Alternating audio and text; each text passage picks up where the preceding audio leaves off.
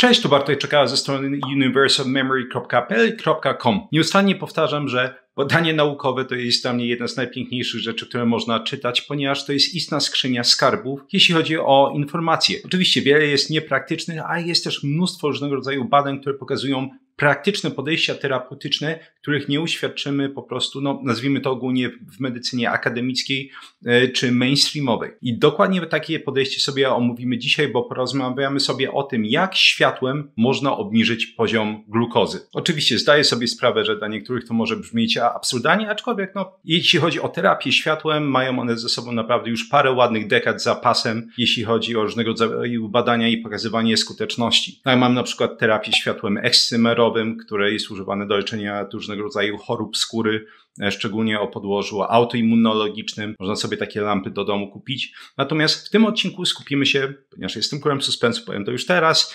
ponownie na świetle podczerwonym. I mówię ponownie, bo jeśli ktoś nie oglądał, to nagrałem odcinek parę ładnych miesięcy temu, który był całkiem popularny, gdzie pokazywałem, że można leczyć tarczycę, nieważne czy to jest Hashimoto, czy to jest nadczynność tarczycy, czy to jest zwykła niedoczynność tarczycy, możemy leczyć ją światłem podczerwonym. I to światło podczerwonym, tam już wspominałem, ma naprawdę całe mnóstwo zastosowań. Ciąg dalszy za chwilę, a na ten moment słowo od sponsora odcinka, czyli Mięsnej Paczki. Mięsna Paczka, jeśli ktoś jeszcze nie słyszał, jest dostawcą ekologicznego mięsa z certyfikowanych polskich gospodarstw, gdzie mięso jest hodowane, czy zwierzątka są hodowane w starodawny sposób, a więc bez różnego rodzaju boosterów wzrostu, antybiotyków. Jest to hodowla w naturalnym tempie. Wszystko działa w szalenie prosty sposób, każdy sobie z tym da radę. Wchodzimy na stronę Mięsnej Paczki, wybieramy albo gotową, już skompletowaną paczkę, albo możemy skompletować własną. Możemy do niej dodać, co nam się żywnie podoba. Są boczki, są szynki, są schaby na pieczeń, będą antrykoty, będą polędwice, mięso burgerowe, kto co lubi. Punkt drugi, wybierasz, gdzie paczka ma zostać dostarczona. Punkt trzeci,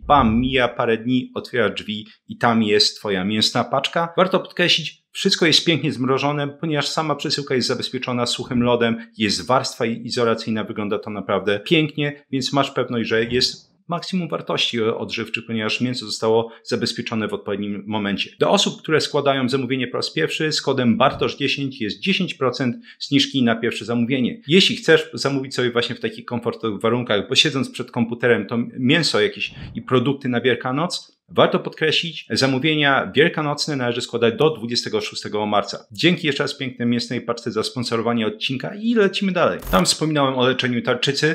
Klasykiem, absolutnym klasykiem jest oczywiście używanie tego światła do leczenia różnego rodzaju kontuzji, urazów, zwyrodnień. Tutaj jest piękny akurat timing, ponieważ jedna z pań napisała mi komentarz pod tym filmikiem parę dni temu, który mogę zacytować, jeśli ktoś jest ciekawy, jak dobrze takie światło może działać, jeśli chodzi o różnego rodzaju zwyrodnienia. Ja zastosowałam tą lampę na bóle pięt i po 2 miesiącach bóle przeszły. Teraz stosuję naświetlanie lewej dłoni, ponieważ zrobiło mi się zgrubienie na ścięgnie i po 2 tygodniach zmniejszyło się o połowę. Lampa z linku Bartka polecam. Już teraz wspomnę, żeby nie trzeba było mnie pytać.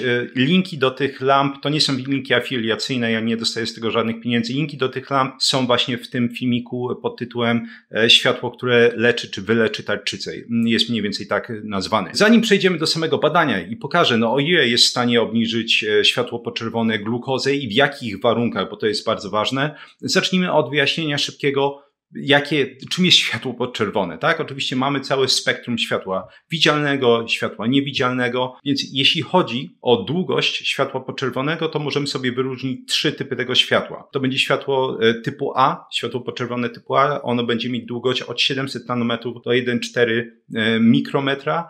Potem będzie typ światła podczerwonego B od 1,4 mikrometra do 3 mikrometrów i na samym końcu będziemy mieli od 3 mikrometrów do 1 mm, to jest typ światła podczerwonego typu C. Więc w ciągu przede wszystkim ostatniej mniej więcej dekady odkryto, że właśnie światło podczerwone, czy w większości podczerwone, będzie pozytywnie oddziaływać na mitochondria. Mówimy tutaj szczególnie o spektrum światła między 650 nanometrów do 900 nanometrów, więc można powiedzieć, że liźniemy leciutko spektrum światła czerwonego i od razu większość tego spektrum, które będzie działać pozytywnie na mitochondria, to będzie spektrum światła podczerwonego. Co odkryto ciekawego? Ja osobiście byłem przekonany długie lata i wspominałem to w ostatnim filmiku, że większość oddziaływania tego światła podczerwonego będzie odbywała się poprzez to, że Jednak jest to ciepło, znacząca ilość ciepła, która dociera do ciała, więc rozszerza ono naczynia krwionośne, jest większy dopływ krwi, czynników wzrostu tlenu,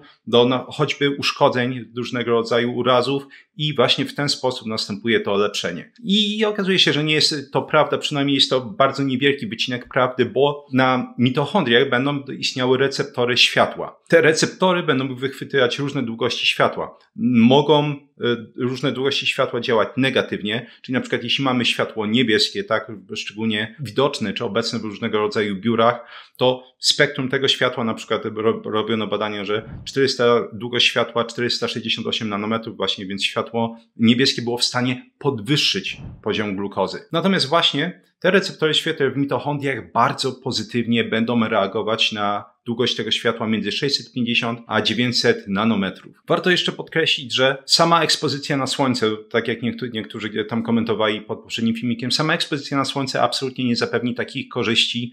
Ponad połowa całego spektrum światła, które dociera do naszej pięknej planety, będzie w spektrum światła podczerwonego, natomiast to absolutnie nie zapewnia takich efektów po prostu jak naświetlanie lampą. Natomiast wracając, co takiego dzieje się w tych mitochondriach w momencie, w którym będziemy naświetlać je światłem podczerwonym? Przede wszystkim będziemy produkować dużo więcej trifosforanu adenozyny, czyli tych naszych cząsteczek energii ATP. Innymi słowy, mitochondria pracują wydajniej, tak? Produkują więcej ATP. Dodatkowo, to jest stres. To jest jednak stres cieplny, to światło podczerwone. Produkujemy więcej wolnych rodników, żeby było ciekawe. Mitochondria są jednym z głównych, czy paru głównych źródeł wolnych rodników w ciele.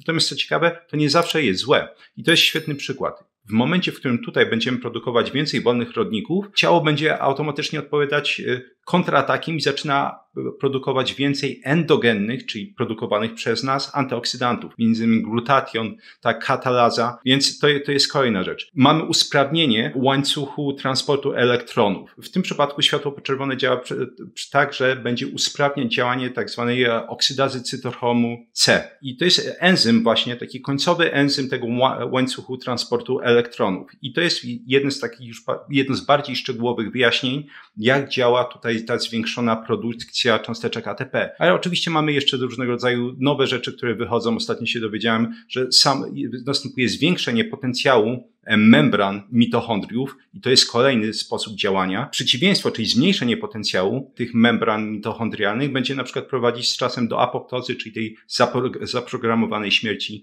komórki. I na koniec okazuje się, że też prawdopodobnie kolejny mechanizm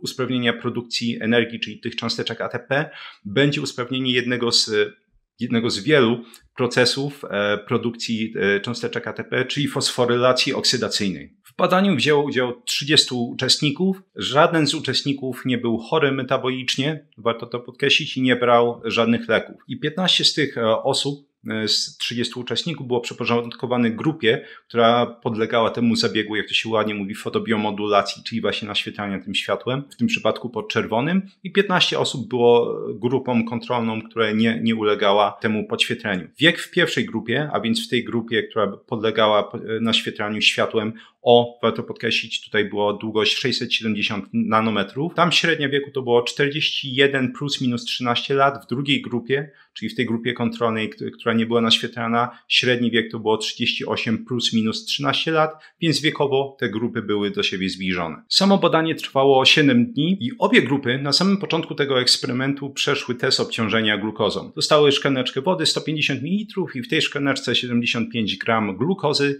Następnie robiono odczyt glukozy oczywiście jako linię bazową przed spożyciem tej glukozy po 1 godzinie i po 2 godzinach, tak jak zazwyczaj to wygląda w teście obciążenia glukozą. To było jakby ustalenie linii bazowej tego, jak te osoby będą reagować właśnie na taką dawkę glukozy. Następnie w przeciągu tych 7 dni obie grupy przeszły ponownie test obciążenia glukozą. Jedyna różnica tym razem była taka, że w tej grupie, która otrzymała tą terapię fotobiomodulacji, więc po prostu została naświetlona tym światłem o długości 670 nanometrów, 45 minut przed wykonaniem drugiego testu obciążenia glukozą ta grupa była naświetlana przez 15 minut światłem podczerwonym. Gdzie była naświetlana, do tego zaraz dojdziemy i następnie dokonywano jeszcze 3 porównań. Dokonywano porównań w ramach grupy, która była naświetlana światłem tych wyników po teście obciążenia glukozą. Wykonywano osobne porównania również w ramach grupy placebo, która nie otrzymała naświetlaniach i dokonywano oczywiście również porównania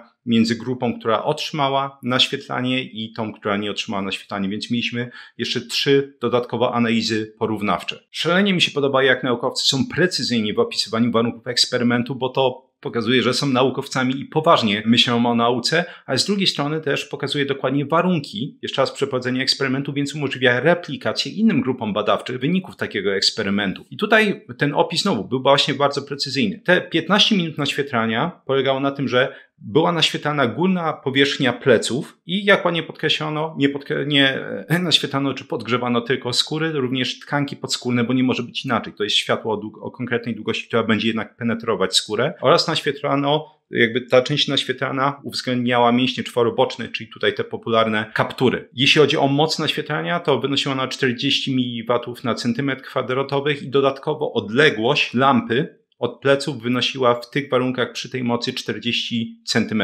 No i jakie były wyniki? Niesamowite, bo oczywiście inaczej nie byłoby filmiku. Przede wszystkim całkowity czas podwyższenia poziomu glukozy, więc znajdowania się poza tym zakresem normatywnym, który przypominam wynosi 70 do 100 mg na decilitr, w grupie, która była naświetlana, spadł o 27,7%. Czyli można powiedzieć 1/4 czasu krócej przebywano poza tym zakresem normatywnym. Jeśli chodzi o pik glukozy, czyli to jak mocno ona skoczyła, jaki był poziom maksymalny, to grupa, która była naświetlana, miała średnio 7,5% mniejszy ten pik niż grupa naświetlana. Stwierdzono jeszcze, co jest ciekawe, że maksymalny spadek, czyli można powiedzieć taki optymalny efekt oddziaływania tych 15 minut naświetlania, bo cały czas mówimy o tym czasie, wynosił 1,5 godziny. I jeszcze nie wspomniałem, że również w tym przypadku dokonywano dodatkowych pomiarów nie tylko pierwsza i druga godzina, tylko co 15 minut. Więc wyszło, że 45 minut po spożyciu glukozy ten poziom glukozy był najmniejszy, oddziaływanie było najmniejsze, czyli widać, że najprawdopodobniej sama efektywność po prostu mitochondriów skoczyła. Te mitochondria zaczęły wykorzystywać glukozę znacznie efektywniej, żeby produkować energię. Zwrócono jeszcze uwagę i bardzo słusznie na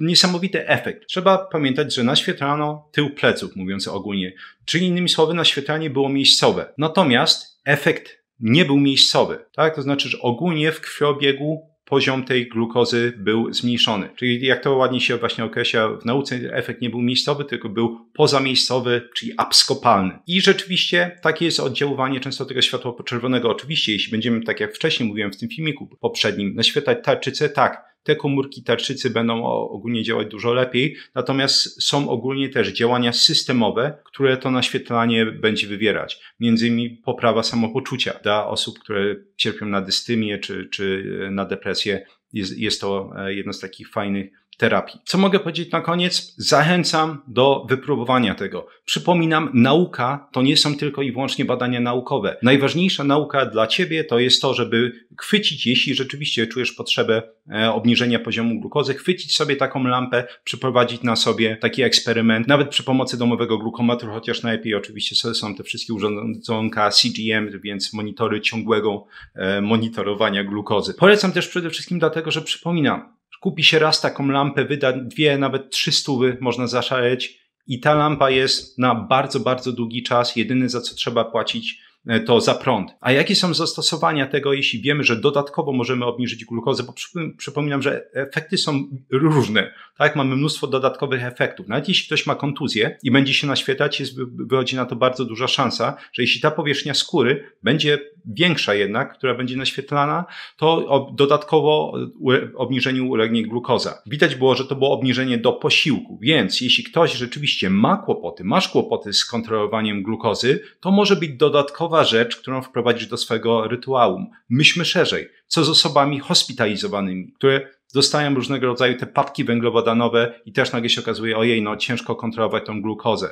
Tak? Co z osobami, które mają cukrzycę posterydową, między innymi. Co z cukrzykami, tak? Typu 2, typu 1. Co nawet z tobą, ty byku z siłowni, który masz po prostu swojego cheat day'a, chcesz sobie, nie wiem, jakiegoś dobrego kepsa zjeść coś słodkiego, napić się wódki czy czegokolwiek takiego. Hej, wychodzi na to, że można się po prostu ponaświetlać przed tym, więc zalecam serdecznie do przeprowadzenia eksperymentów. Jeszcze bardziej zalecam, coś o co proszę w każdym odcinku, jeśli przeprowadzisz ten eksperyment, albo już masz swoje doświadczenia, bo już niektóre osoby mi o tym pisały, proszę podziel się tym w komentarzami, nie dlatego zwiększymy zasięgi, tylko daj nam znać, tak? Nam społeczności osób, które po prostu, nie wiem, chce żyć zdrowo, chce mieć różnego rodzaju tanie, skuteczne, fajne sposoby terapii. Jeśli przeprowadzisz takie eksperymenty, koniecznie wróć i powiedz, jak to u ciebie się sprawdzi, żeby inni również mieli po prostu dodatkowe opinie, dodatkowe obserwacje, żebyśmy mieli replikację tego eksperymentu. Dzięki jak zawsze za wysłuchanie tego odcinka. Nieustannie polecam swoje flagowe kursy Vocabulary Labs, czyli jak samodzielnie uczyć się dowolnego języka od A do Z. To może być chiński, japoński czy niemiecki. Kurs Experts Incubator, więc kuźnia ekspertów, gdzie pokazuję, jak samodzielnie nabywać wiedzę z dowolnej dziedziny, tworzyć swój plan nauki, przyswajać informacje, tworzyć rozumienie, wdrażać informacje oraz jak tworzyć pętlę informacji zwrotnej. Wszystkie kursy odbywają się pod moją opieką merytoryczną oraz kurs o jeden włos za daleko, gdzie pokazuję, jak zatrzymać i cofać łysienie androgenowe, radzić sobie m.in. z diagnostyką telogenowego wypadania włosów oraz leczyć innego rodzaju choroby skóry głowy, bo jest to również uwzględnione w kursie. Dodatkowo wszystkie badania jak zawsze będą znajdować się w opisie, jeśli ktoś chce je sobie przejrzeć. 3 piosenki rockowe przypięte w pierwszym komentarzu pod filmikiem, żeby mieli spędzić czas również po wysłuchaniu tego odcinka. Jeśli interesuje Cię pamięć, jeśli interesują Cię języki obce, po rozwinięciu opisu będą oczywiście też linki do tych kursów, ale będzie link do newslettera, tam można się zapisać i wysyłamy raz na jakiś czas artykuły właśnie przede wszystkim na temat języków i pamięci, ale czasami również na temat analizy badań naukowych, jeśli również Ciebie to interesuje. I na koniec polecam, jeśli podobają Ci się takie treści, do zostania patronem tego kanału. Dla patronów dostępne są fiszki do tego filmiku i paru dziesięciu, chyba 60, 70 ostatnich. To znaczy, że można sobie pobrać gotowe fiszki, w których są wszystkie informacje, które wyrzuciłem z siebie podczas tego filmiku. Jeśli ktoś chciałby po prostu szybciej sobie przyswoić takie treści, potrzebuje do tego m.in. do pracy zawodowej albo jest pasjonatem, to polecam. I dla patronów jest również dostępne forum, gdzie można mi zadawać pytanie, jeśli ktoś ma jakieś palące treści, bo tutaj niestety jest za dużo komentarzy już na kanale, żebym był w stanie na to odpowiadać. Oraz jest również w ramach forum część badanie tygodnia, gdzie pokazuję najciekawsze badania danego tygodnia, które pokazują różnego rodzaju właśnie ciekawe odkrycia, zjawiska, terapie itd. Dzięki serdeczne za wysłuchanie tego odcinka jeszcze raz i do zobaczenia w następnym.